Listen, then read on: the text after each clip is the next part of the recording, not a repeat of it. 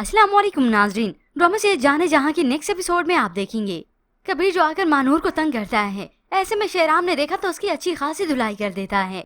ये सब देखकर मानूर और सारे हक्के बक्के रह जाते हैं, मगर मानूर तो फिर शेराम से गिला ही करती है। अब तो तैमूर है ना मेरी हिफाजत के लिए, तो फिर आपको किसने हक दिया आप इतना बड़ा तमाशा खड़ा करें।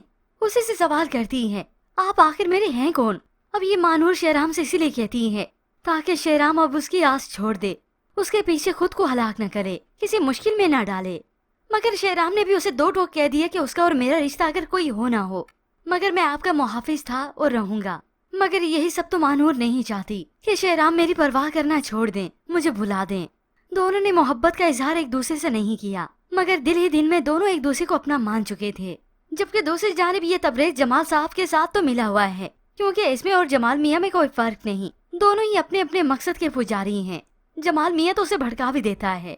शेराम ने हराम है जो एक मौका भी जाने दिया हो तुम्हें नीचा दिखाने का, क्योंकि जब शेराम को इनके करतूत मालूम हुए वो तो काफी परेशान हो जाता है, नमाज पढ़ता है, दुआ भी करता है और फिर लोगों की अच्छाई और भलाई की खातिर इलेक्शन में खड़े होने का फैसला करता है। किश्वर बेगम को बताता है। ये सुनकर तो उनके तन बदन में आग लग जाती है। माँ को जाकर गुस्से से बताती है कि ऐसे धड़ल्ले से कह रहा था कि मैं इलेक्शन में खड़ा होऊंगा, ये मेरे बेटे को नीचा दिखाना चाहता है, इसलिए तो वो ये सब करने वाला है। अब असल में तो किश्वर बेगम को ये गवारा ही नहीं था कि शेराम और मेरे बेटे का मुकाबला हो। अपने बेटे को तो वो बहुत आगे देखना चाहती थी, जायदाद, रुपया, पैसा सब कुछ हड़पना चाहती थी, मगर ये सब होता उन्हें नजर नहीं आ रहा। फिर यूं ही तैमूर का जब शेराम की हवेली आना होता है तो वो हॉल में लगी शेराम की इस ड्राइंग को देखता है बड़े गौर से। तो पीछे से शेराम भी आ गया फाइल उठाकर। काम के मुतालिक डिस्कशन होती है, मगर इसी दौरान तैमूर शेराम से कह देता है, इस प्रोजेक्ट के बाद हम वापस कराची चले जाएंगे। शेराम को हमसे मतलब समझ नहीं आया, इस बात की तस्दीक करता है। जैसे ही तैमूर ने वजाहत की कि मैं और मानूर, शेराम के चेहरे पर तो फौरन से अफसरदगी छा जाती है।